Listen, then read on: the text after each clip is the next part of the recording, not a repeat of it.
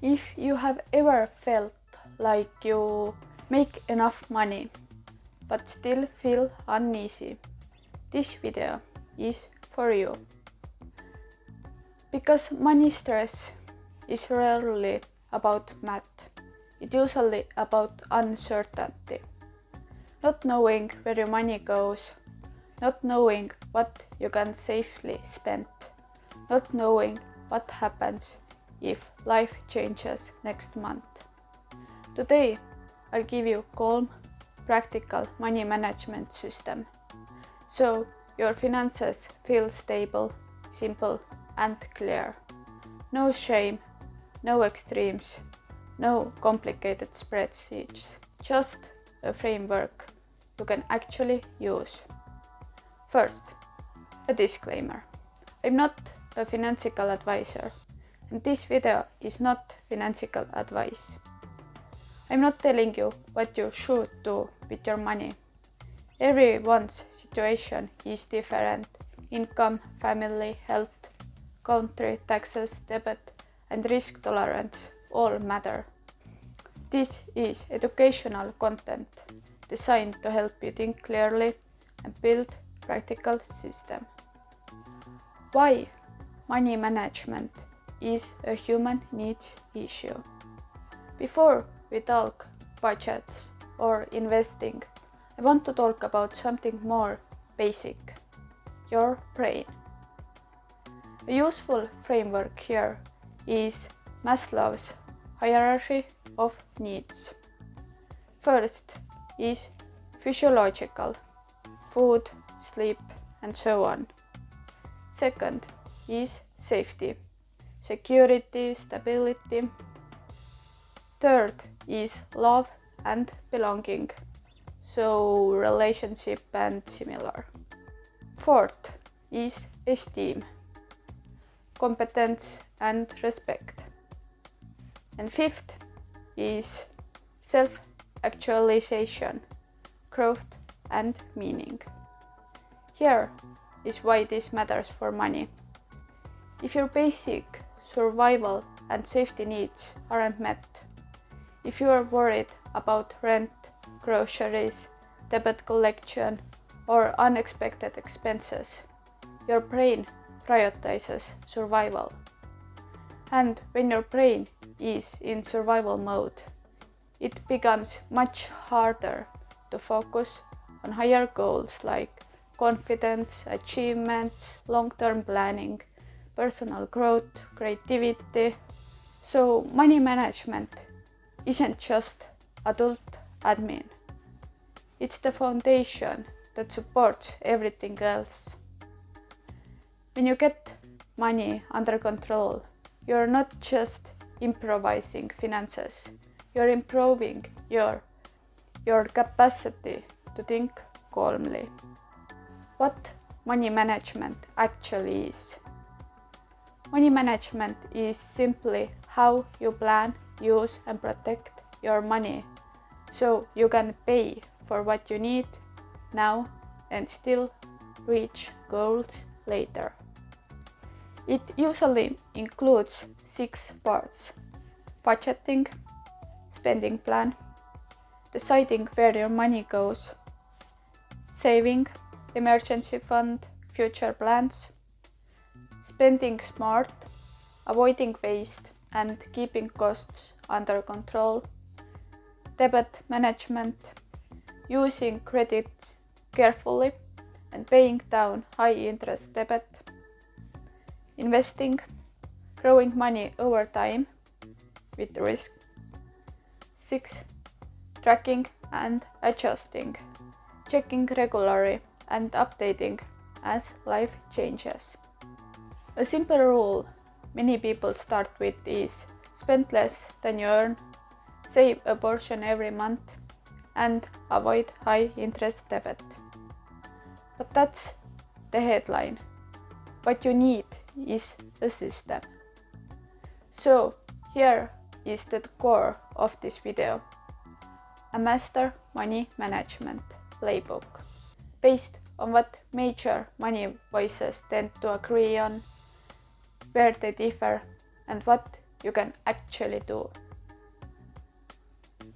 The big names, where they agree and why it matters. If you look at major financial finance voices, Dave Ramsey, Ramit Sethi, Shoes Orman, John C. Bogle, Warren Buffett, Morgan Housel, Paul Bant, Vicky Robin, Tori Dunlap, you notice something interesting. They have different styles, different audiences, different philosophies, but there is strong common denominator. Control the basics, build a buffer, avoid destructive debt, invest simply, protect your behavior. Let's walk through it step by step. Part 1. Control the basics first. You know your numbers without becoming obsessive. If you do nothing else, do this. Know what comes in, know what goes out, know what remains. Most money anxiety comes from not knowing. First option, the simple spending plan. Low effort, high impact. You can do this without complicated categories. Start with 4 buckets. Fixed costs, housing, utilities, transport, insurance, minimum debt payments. 2. Food and essentials. 3. Saving, investing. 4. Everything else. Fun, lifestyle, flexibility. Ramit Sethi popularizes a version of this with his conscious spending plan, emphasizing setting saving, investing targets first and then spending guilt-free on what you value. The point is not restriction, the point is visibility. A 60-second exercise. Take your last month of spending and answer. What were the 3 biggest categories? Which spending made your life better? Which spending you barely remember? That last question is the beginning of mastery. Automate what you can. Money management works better when it's not powered by willpower. Automation can include direct deposit splits. Part goes to bills, part to savings. Auto transfer to emergency savings. Auto pay for essentials. Auto investing, if applicable. Shoes Orman often emphasizes building and automating emergency savings into separate accounts, so it's not mixed with everyday spending. Automation reduces decision fatigue, which is one of the hidden reasons people overspend. Part 2. Build a buffer. Emergency fund. The calm money creates.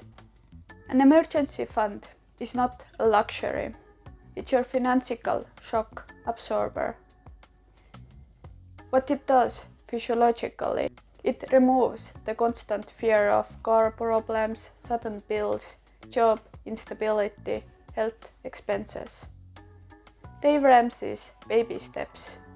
Start with a small starter emergency fund and later builds a larger one, commonly framed as 3 to 6 months of expenses.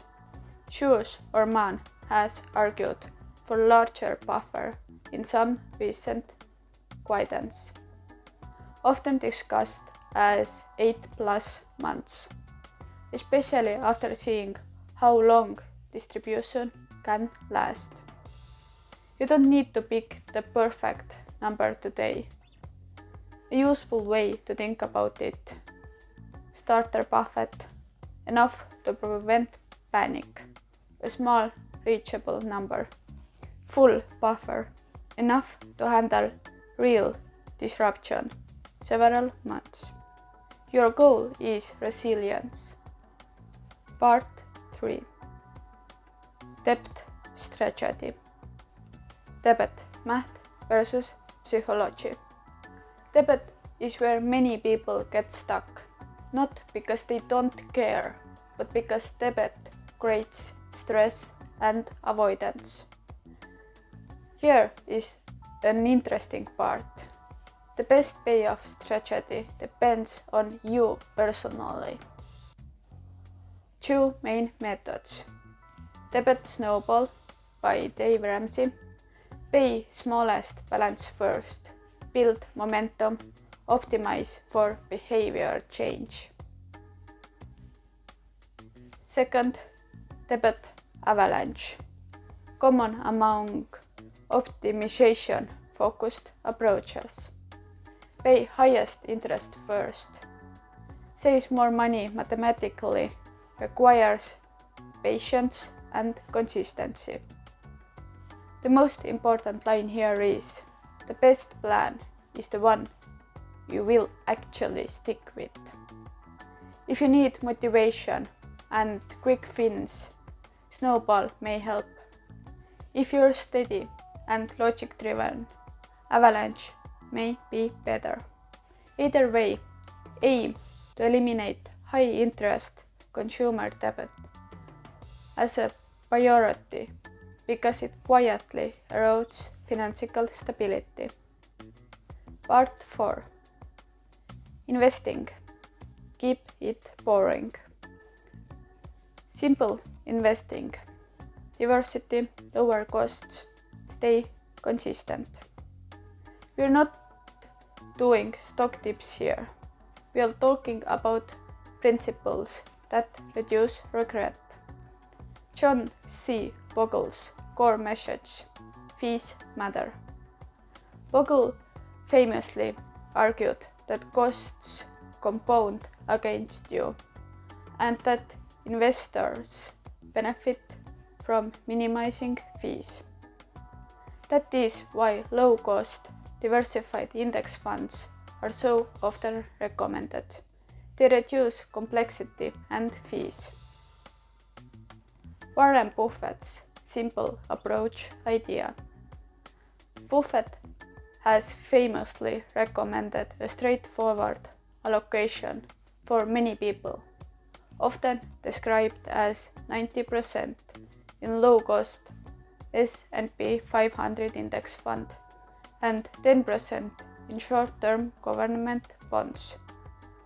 Whether you use the exact mix or not, the philosophy is keep it low cost, keep it diversified, keep it consistent, ignore the noise. Why keep it simple has evidence behind it. SPEFA scorecards repeatedly report that over long periods, many categories of active managers fail to outperform their benchmarks, and in their year-end 2024 report, they note there were no categories in which a majority of active managers outperformed over the 15-year period ending December 2024. This is not saying active management is impossible. It's saying for most people simplicity wins because it's hard to beat, hard to maintain, and fees are real. Part 5. Behavior and mindset. Money success is mostly physiological. This is where mastery lives. Morgan Housel's work is often summarized as money success has less to do with intelligence and more to do with behavior, staying calm, avoiding lifestyle creep, and letting compounding work. This shows up in real life as: first, Don't make money decisions when emotional. Not when anxious, not when excited, not when ashamed, not when angry. Emotional spending and emotional investing are both expensive. Second, protect yourself from lifestyle creep. As income rises, spending tends to rise too, quietly. Mastery looks like letting some lifestyle improvements happen intentionally, while still increasing savings, investing over time. So comfort doesn't erase progress. Thirdly, understanding trade-offs. Paula Pant popularized a line that is incredibly useful. You can afford anything, but not everything. That's money management in one sentence. Not deprivation, choice.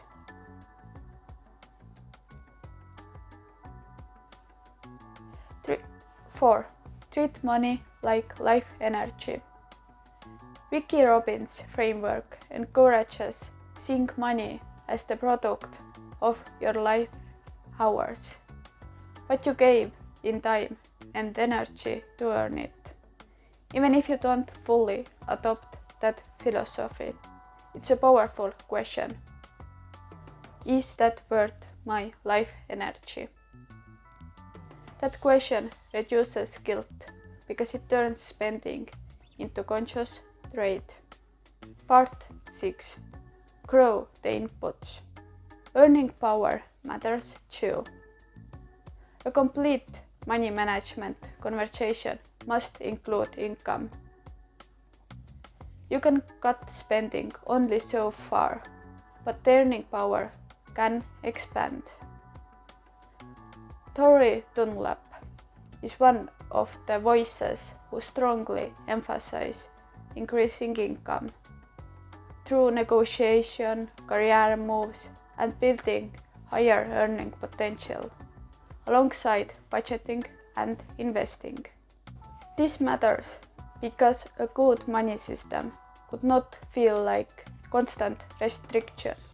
Over time, money mastery should feel like stability, flexibility, calm progress, not permanent sacrifice. The common denominator master plan. The 5-step playbook, simple and repeatable. If you want the master plan in one place, here it is. First, know your numbers. Create a simple spending plan you can maintain. Second, build an emergency fund. Automate it, keep it separate, grow it over time. 3. Eliminate high interest debt.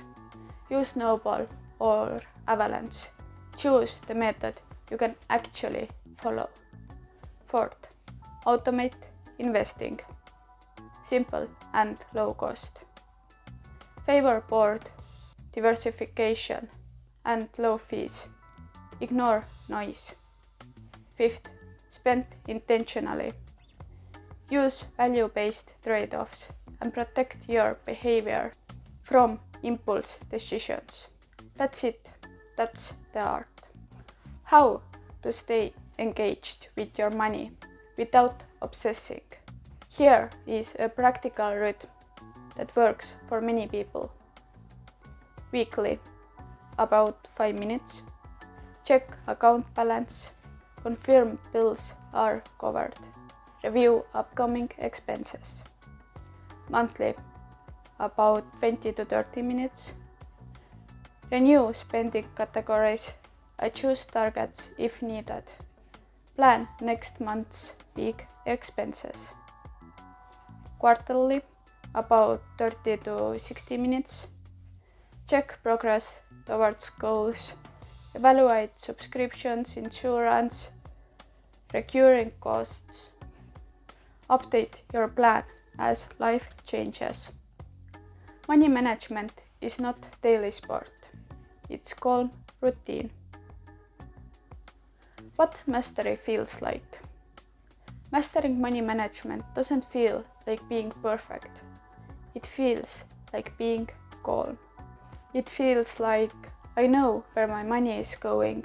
I can handle surprises. I'm not afraid to look. I spent intentionally. My plan can survive real life. That's the goal. Not financial perfection, financial stability and self-respect.